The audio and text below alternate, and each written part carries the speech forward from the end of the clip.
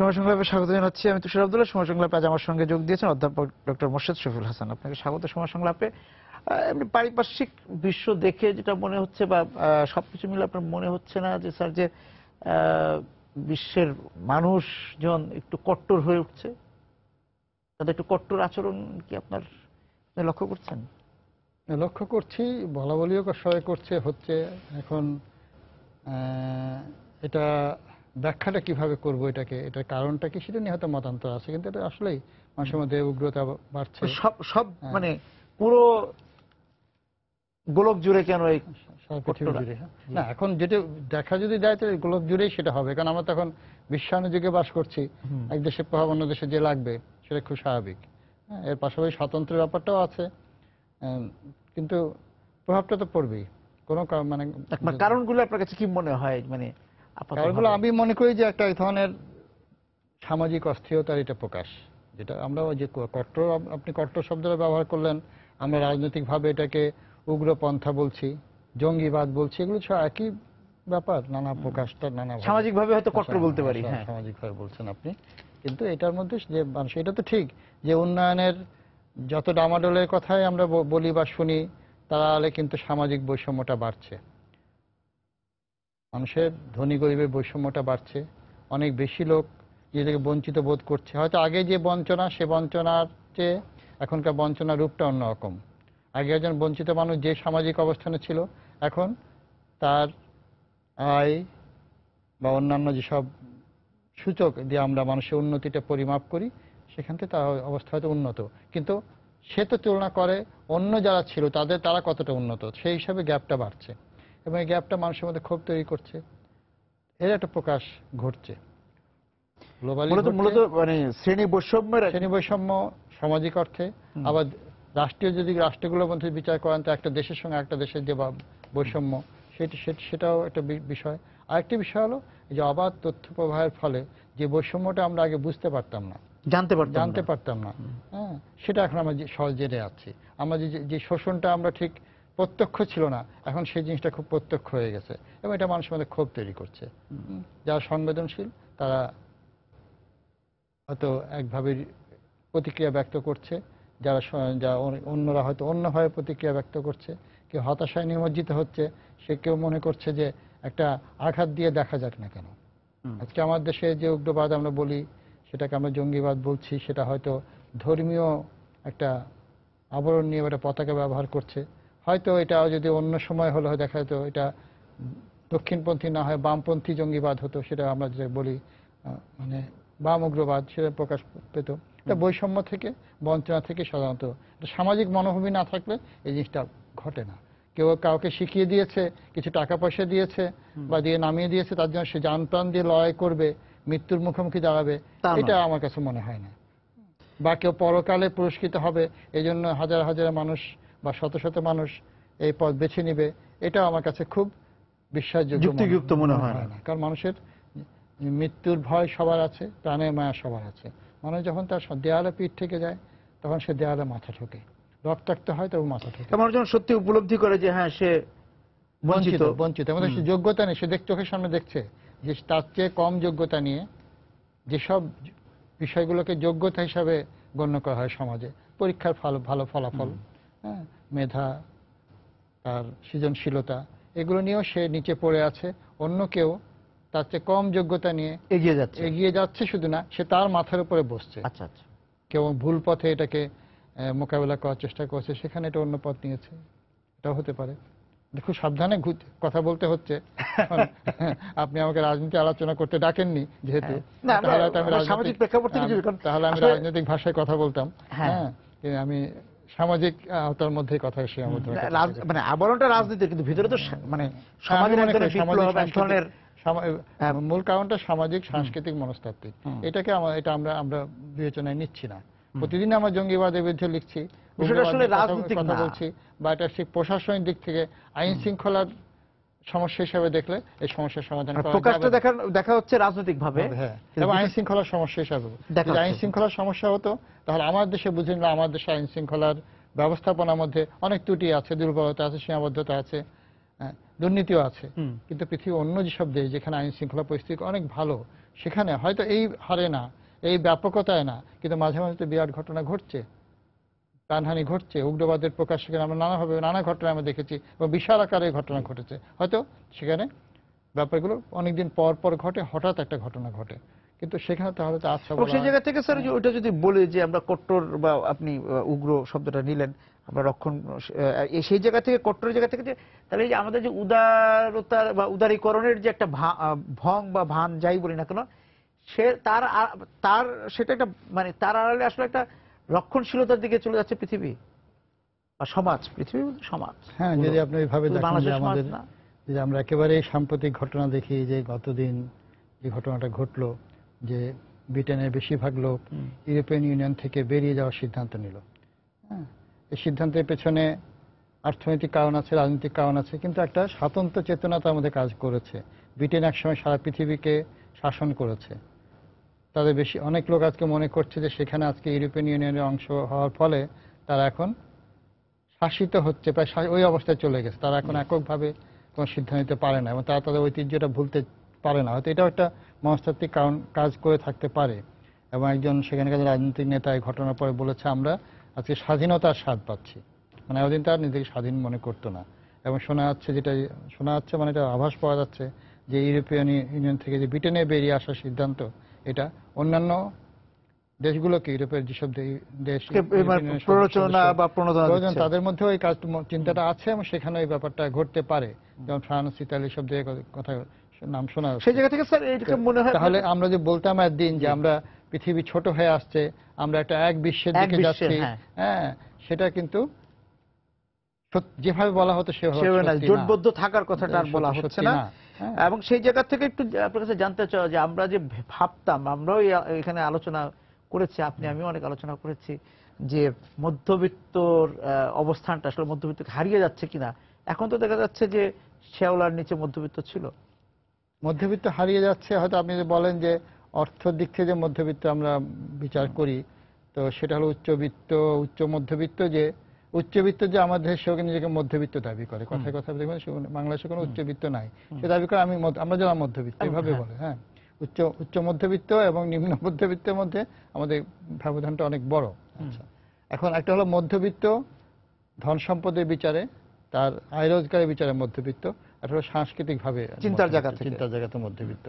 তো আমাদের যারা উচ্চবিত্ত যারা বলি আমাদেরকে, তারাও কিন্তু চিন্তা ভাবনার দিক থেকে কিন্তু তারা হয়তো উচ্চবিত্ত, তারা ভোগ বিলাসের দিক থেকে হয়তো পৃথিবীর অনেক উন্নত দেশের উচ্চবিত্তদেরকে হয়তো হার মানাবে, এটা হয়তো সত্যি মনে হয় মাঝে মাঝে।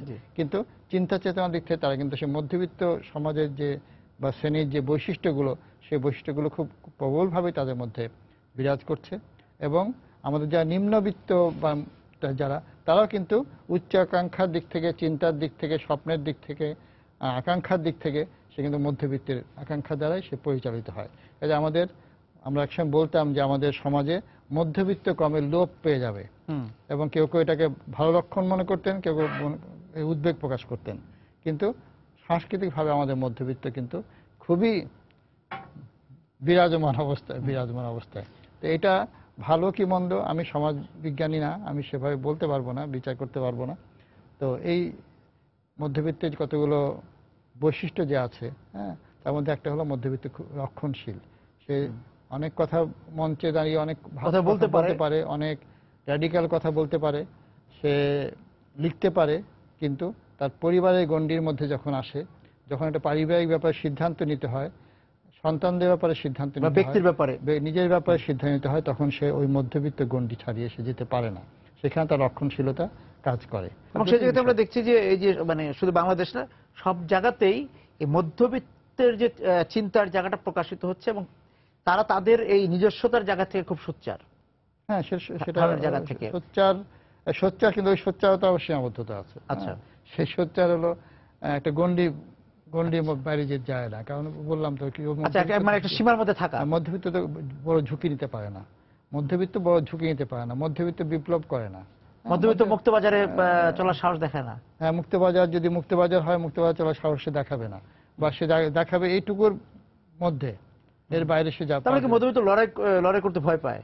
লড়াই করে সে প্রতিযোগিতা কেসে ভয় পায় না, কিছু কিছু বিষয়ে সে লড়াই করে, আচ্ছা কিছু কিছু বিষয়ে সে লড়াই করে, কতগুলো বিষয়ে সে লড়াই করে, কিন্তু তার তার একটা সীমা আছে। হয়তো সব শ্রেণীরই সে মধ্যতে আছে, কিন্তু মধ্যবিত্ত তো সেই শ্রেণী না যার হারাবার কিছু নাই। আচ্ছা হ্যাঁ, সে তার নৈতিকতা, তার সংস্কৃতির কথা বললেন, সেটা কথা বললাম, তার পারিবারিক বন্ধনে সে ধরে রাখতে চায় তার বিষয়গুলো। একটা পারিবারিক বন্ধনের ব্যাপারটা আছে, তার মূল্যবোধটা আছে, তার নৈতিক জবাবদিহিতা আছে। ঐতিহ্য গর্বটাও আছে। প্রত্যেক মধ্যবিত্তই মনে করে যে তার পূর্বপুরুষ কোনো সময় সামন্ত ছিলেন, জমিদার ছিলেন। হ্যাঁ, মধ্যবিত্ত কিন্তু এই এই মূল্যবোধ আমার মধ্যে আছে, বা নতুন সেই মূল্যবোধ আমার সেই পুরনো মূল্যবোধকে পরিবর্তন করেনি, যেখানে সে আমি ভাবতে পারি যে না, জমিদার হওয়ার মধ্যে কোনো গর্ব নাই। আমি তো সবসময় আমি নিজেকে আমি জমিদারের যোদ্ধার ভাবতে চাই, উত্তরাধিকারী ভাবতেই তো আমি গর্ববোধ করি।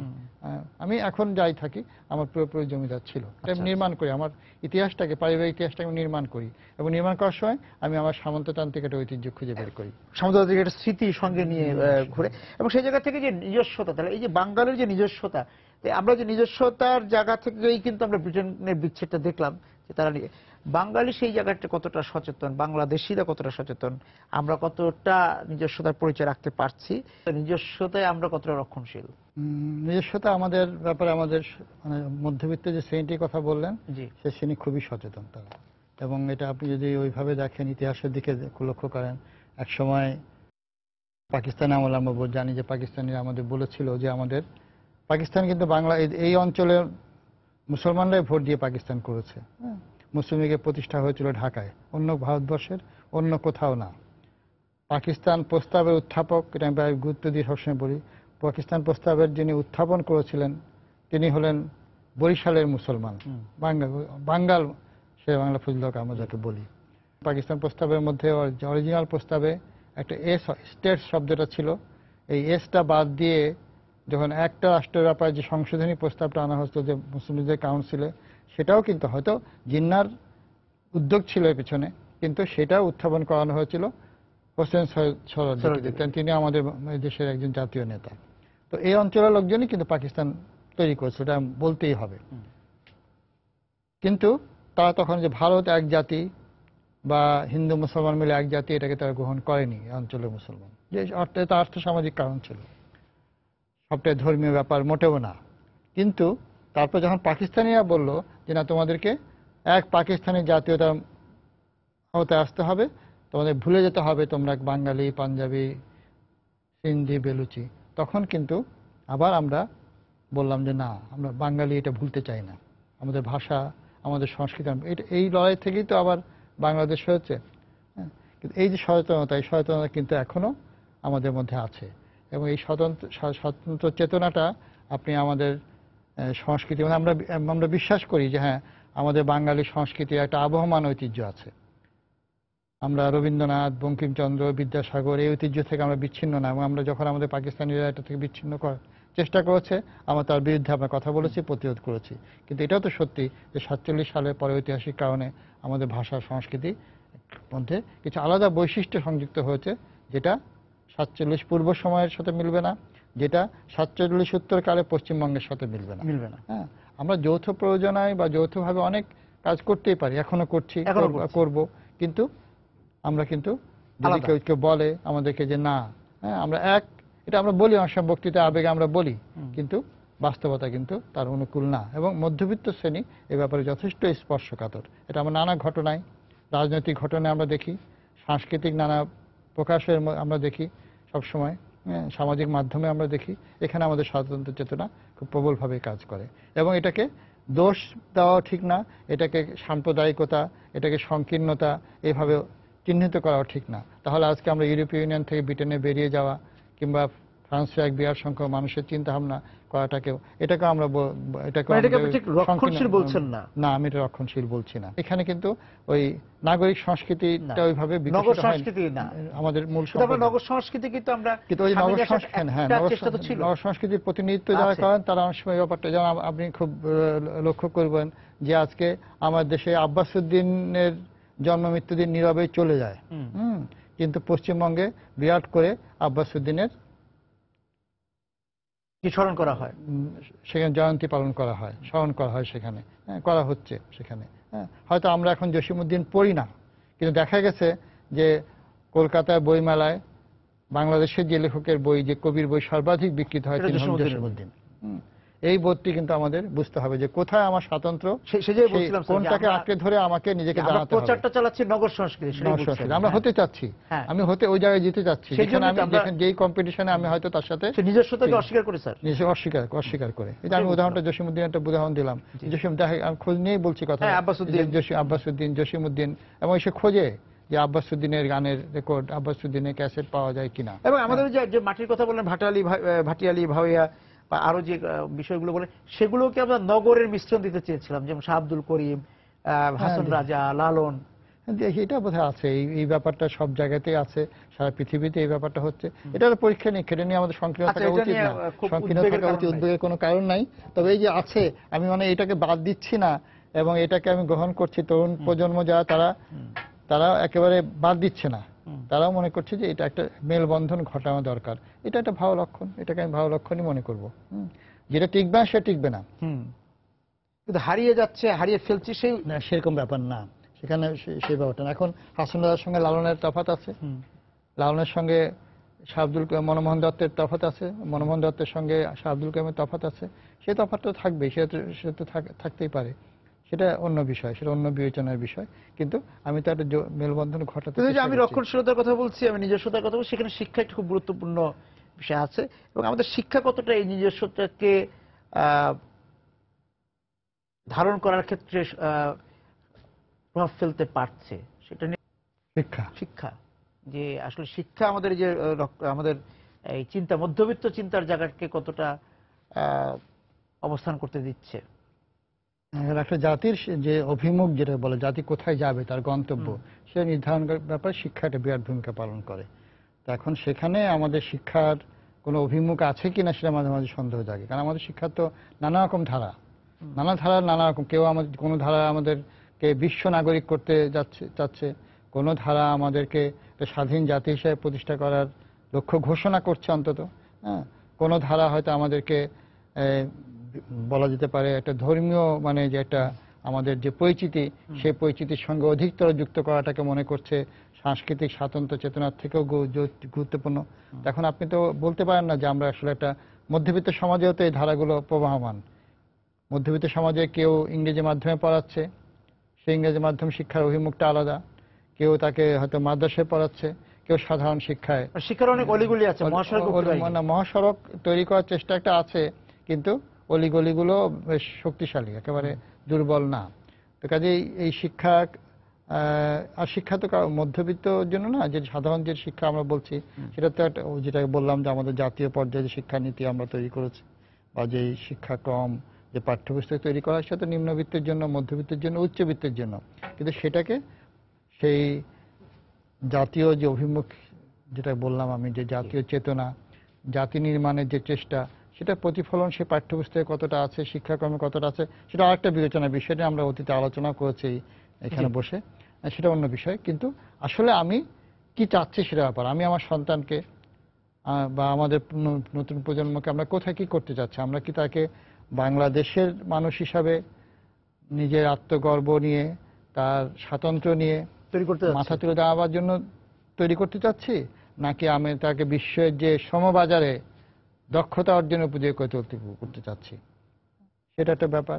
নাকি আমি তাকে মানে ইহকালকে তুচ্ছ করে পরকালের যে জীবনটা বড় জীবন মনে করছি আমি, যে সেটা ইহকালটা খুব অল্প ক্ষণস্থায়ী, অনন্তকাল, সেই তার জন্য তাকে তৈরি করার চেষ্টা করছি। তো সেটা তো দৃষ্টিভঙ্গির তফাৎ আছে। আবার কোনো একজন মানুষ আছে মধ্যবিত্তে, যে তিনটাকেই মনে করছে আমি তিনটাই চাই। তো তিনটা চাই, তো সেটা পড়াচ্ছে একটা ধারা। রাষ্ট্রকে কোনো মানে কোন সড়কে উঠতে হবে সে ব্যাপারে কোনো, রাষ্ট্রের ব্যাপারে রাষ্ট্র আসলে কার্যত খুব অসহায়।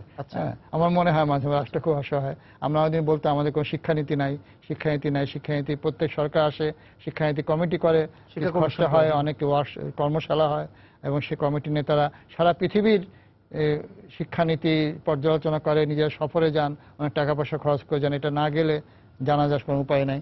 তারপর শিক্ষানীতি প্রণয়ন করেন, এর মধ্যে সেই সরকার হয়তো বললে যায়, বা তারা কিছু আবার পরিবর্তন করতে হয়।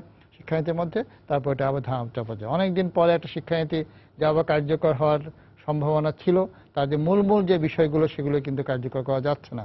এবং আপনি সম্প্রতি লক্ষ্য করেছেন যে এই শিক্ষানীতির ব্যাপারে, এই শিক্ষার যে লক্ষ্যের ব্যাপারে, হ্যাঁ, সমাজে একটা বিরাট অংশ থেকে যারা আমাদের আলেম ওলামা যারা মাদ্রাসা শিক্ষার প্রতিনিধিত্ব করেন, তারা এই শিক্ষানীতিকেও চ্যালেঞ্জ করতে শুরু করেছেন এবং তারা বেশ একটা চরমপত্রই দিয়ে ফেলেছেন যে এই শিক্ষানীতি বাতিল না করা পর্যন্ত তারা লড়াই চালিয়ে যাবেন। হ্যাঁ, এখন সেজন্য বললাম যে এই ব্যাপারে রাষ্ট্র খুব অসহায়। হ্যাঁ, তো সেই জায়গা থেকে তাহলে আমাদের এই যে যেখানে আমরা ছিলাম যে রক্ষণশীলতা, মধ্যবিত্তের যে চিন্তা, আমাদের যে কট্টর শব্দটা বলেছিলাম, সেই চিন্তাগুলো তো তাহলে কট্টর চিন্তারও কিছু ইতিবাচক দিক আছে, সেই দিকগুলো তো তৈরি হওয়ার কোনো সুযোগ নেই। না, নাই, কোনো সুযোগ নাই। ওই হতাশা ছাড়া আর কিছুই, হতাশা এবং ক্ষোভ ছাড়া এই ব্যবস্থা আর কিছু, রক্ষণশীলতার অপচয় হবে, কিছুই আর উৎপাদন করতে পারছে না। এখন সে হতাশা কোন দিকে যায়, ক্ষোভটা কোন দিকে যায়, সেটাই হলো বিষয়। আমরা যে পারিবারিক পরিমণ্ডল যেভাবে বড় হই, আপনি যে রক্ষণশীলতা বললেন, আমি সেভাবে শব্দগুলোকে ইউজ করি না। সে তাকে কিছু, তার সঙ্গে কিছু বাঁধন তৈরি করে দেয়, সে বাঁধন থেকে সে ছিঁড়ে বেরোতে পারে না পুরোপুরি, এবং সে তার মধ্যে সবসময় একটা টান কাজ করে। আমার দেশের মানুষই একমাত্র ঈদের ছুটিতে অনেকে মিলে গ্রামে যায়। ইউরোপে বা আমেরিকায় যেটা আমরা জানি বা শুনেছি, তারা যখন তাদের বড়দিনের ছুটি নিতে তারা শহরমুখী হয়, বড় শহরে যায়, কার্নিভালে যায়, অংশগ্রহণ করে, অমুক করে, তাদের বিরাট নিজস্ব ইতিবাচক প্রকাশ নেই, এটা হচ্ছে করে। আপনাকে ধন্যবাদ আজকে আমাদের সঙ্গে যোগ দেওয়ার জন্য। দর্শক যারা আছেন আজকে সময় সংলাপের সঙ্গে আলোচনায়, আপনাদেরকে ধন্যবাদ জানিয়ে শেষ করছি আজকের সময় সংলাপ। দেখা হবে আগামী দিন। সবাই সুন্দর থাকুন।